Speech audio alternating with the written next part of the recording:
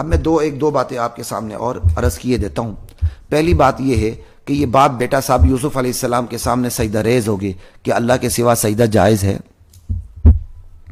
دیکھیں جی، سجدے کی دو قسمیں، سجدہ تعظیمی اور سجدہ عبادت.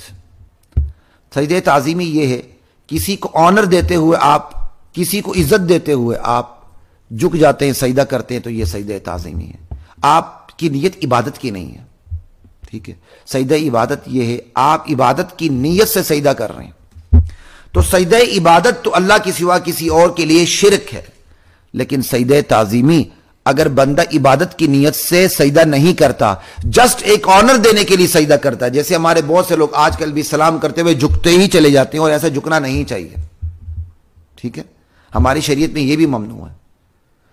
تو اگر کسی کو کوئی آنر دیتے ہوئے، بیوقوفی کرتے ہوئے کسی صدر مملکت کے سامنے، سردار کے سامنے سجدہ کرتا ہے تو یہ شرک نہیں ہے. بیوقوفی ضرور ہے، کفر ہے. شرک نہیں بلکہ کیا ہے؟ کفر ہے.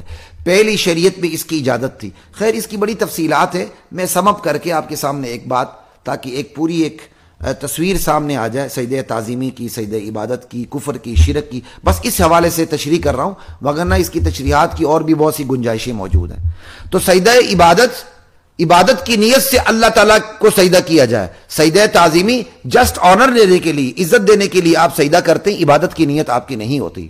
پہلی شریعتوں میں آنر دینے کے لیے، جیسے ہم کسی کو آنر دینے کے لیے دونوں ہاتھوں سے سلام کرتے ہیں، تو پہلی شریعت کے اندر عزت دینے کے لیے، آنر دینے کے لیے سجدے بھی جانا بھی درست تھا. جیسا کہ قرآن کے صاف الفاظ ہیں، تعویلات کرنے کی ضرورت ہی نہیں ہے. وَخَرُّوا لَهُ سُجَّدًا، کہ ان کے سامنے سجدے میں چلے گئے.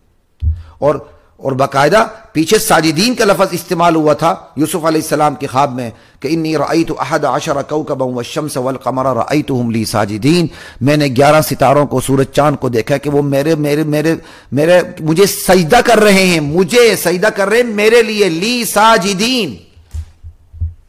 ٹھیک ہے نا. تو اس لیے کوئی اس میں ہیر پھیر کی ضرورت نہیں، تکلفات میں پڑنے کی ضرورت نہیں ہے کہ اس وقت اس طرح آنر دینا کسی کو، جس طرح آج ہم سلام کرتے ہیں، اس وقت کسی کو بہت زیادہ آنر دینے کے لیے اس کے سامنے سجدہ بھی کر لیا جاتا تھا، عبادت کی نیت سے نہیں، تعظیم کی نیت سے. تو یہ سجدہ تعظیمی اس وقت جائز تھا. تو آج سوال ہے، آج کیا ہے جناب؟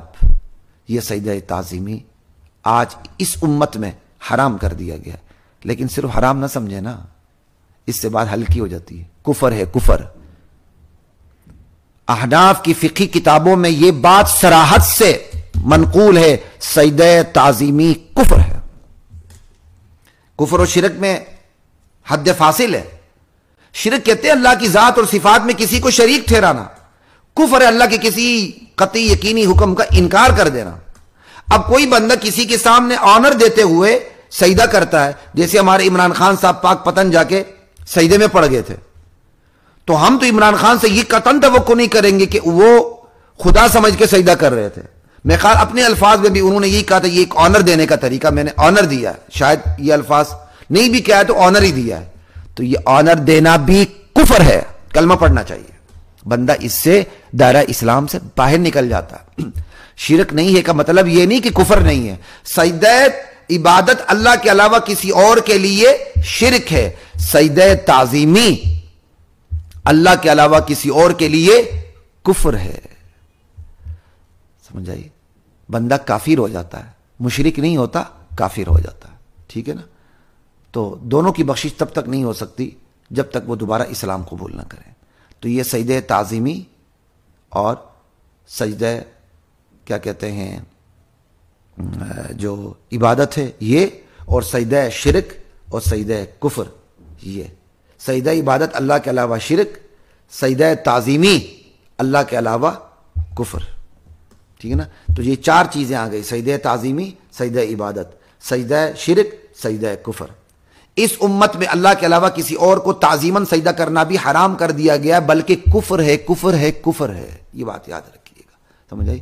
کہتے ہیں جی ہمارے اگر کوئی یہاں کسی مزار کو سجدہ کرتا ہے تو وہ عبادت کی نیت سے ہم نہیں کرتے، بلکہ ہم اس کو آنر دینے کے لیے کرتے ہیں. آنر دینے کے لیے کرتے ہو، شرک تو نہیں ہے اگر آپ کی نیت یہ ہے کہ میں عبادت نہیں کر رہا. جناب کفر ضرور ہے، بندہ کافر ہو جاتا ہے. اس غلط فہمی میں نہیں رہیے. خصوصاً حنفی فقہی کتابوں کے اندر تو یہ مسئلہ بہت صراحت سے لکھا ہوا ہے. تو اس پر اتنی بات کافی